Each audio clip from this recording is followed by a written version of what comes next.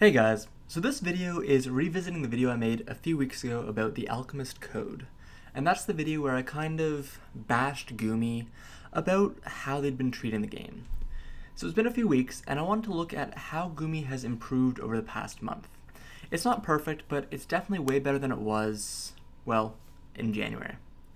So to begin with, they've actually given up proper compensation for several issues, including a 5-star ticket.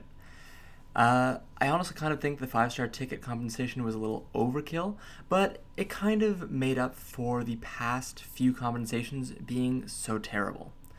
Now, going forward, we can't be sure that Gumi will continue to compensate properly and fairly, but it's definitely a step in the right direction to overcompensate after the fact, even if the compensation for what they were doing wasn't quite necessary.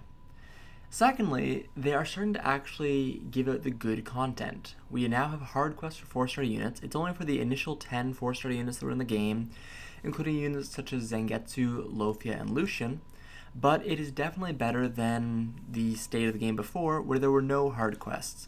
Now people can actually farm these units and hopefully have themselves a Job 3 Nat 4 within a few weeks' time.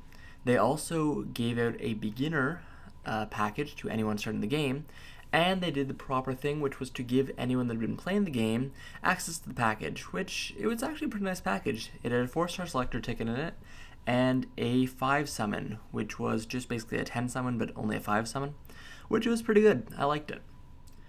Also, they have begun posting rates on some banners again. I'm not sure if they posted rates on every banner, but I've seen at least one of the new banners that has rates showing 10% rates for 5 stars. Now, why is this a big deal? Well, because if Gumi is caught posting rates and then the rates are proved as wrong, then they'd be in deep trouble, which means they have incentive to keep the rates correct.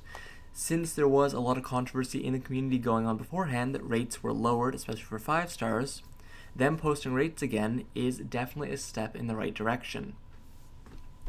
Following from that, they've also increased the amount of daily AP available to players.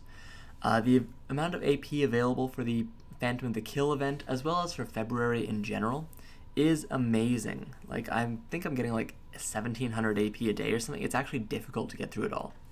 Now, of course, this is necessary with all the grindy events we've got right now. You have to grind for Tierfing, you have to grind for Levitine's weapon, you have to grind for all the stuff for Kagura, as well as for Kanon if you missed her the first time. You have to grind for Kudenstein's stuff. You have to grind for Masamune. You have to grind for Kita and Shikaina's weapons. There is a ton of stuff to grind for right now. But we actually have the AP available to us to grind for it right now, which is great. And if you don't want to grind for that stuff, the AP can be used instead to grind for equipment. If there's units down the line that you don't have equipment for yet, it can be used to grind for materials for your current units. There's a lot of stuff you can use this AP for. So providing us with extra AP is definitely good. Following that, they've also introduced something that is called Monday Dailies. And Monday Dailies is if you go to Milestones tab on Monday, in the other tab, there's a set of dailies. 2 days ago was the first time it was actually released, and we got 5 Suzuka shards for one of the dailies, we got gold bars, we got gold alchemia pots. It wasn't bad, especially the Suzuka shards, it was pretty nice. Now, personally, I would like if these were an everyday thing. 5-star shards is great, but only 5 of them, and only once a week for a random 5-star, isn't really enough. If we rotate through every 5-star in the game, we're never going to get back to the original one at the current release rate for 5 stars, just because we get so many of them. So they definitely do need to either make this event a little more common as an actual daily thing in addition to daily milestones, or they need to increase the rewards for it in regards to the 5-star shards, or they could just release the 5-star hard stages already. But I mean, it's definitely something. Free stuff is always appreciated, so hey, that's great. It can be improved, but it's definitely appreciated. And then it also seems like they've been communicating with the community a bit more often. They've been communicating a bit more on Facebook. They're communicating on Reddit.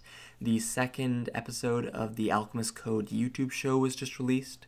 So it's definitely nice to see that Gumi is at least trying to take steps to kind of fix the issues that are wrong with the Alchemist Code. The Alchemist Code is a great game. It's very fun. It stands out in the sea of gacha games as, well, fairly unique. Its gameplay mechanics are much more in-depth than other gacha games usually are, and it's a lot of fun, but the issues it had, especially last month, have kind of made it a game that I was only playing dailies for recently. However, with all the recent things they've been doing, I've kind of gotten back on it. I'm doing my dailies. I farmed Tearfing up to 85, my Masamune. Multiplayer's a pain, so she's probably gonna get stuck at like 70, but you know. Kuden's done, I'm gonna farm his weapon. So it's definitely great to see that Gumi is taking the right steps to win back their loyal customers and try to get more people to the game. The subreddit, for example, is now at 4,500 members, when it was only at around like 2,000 when I started playing the game, pretty much right after release.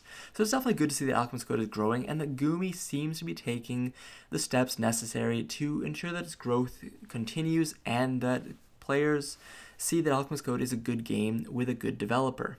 Now, only time will tell if Gumi will continue this upward trend, but personally I've got my fingers crossed, and you can expect some more Alchemist Code content in the coming weeks.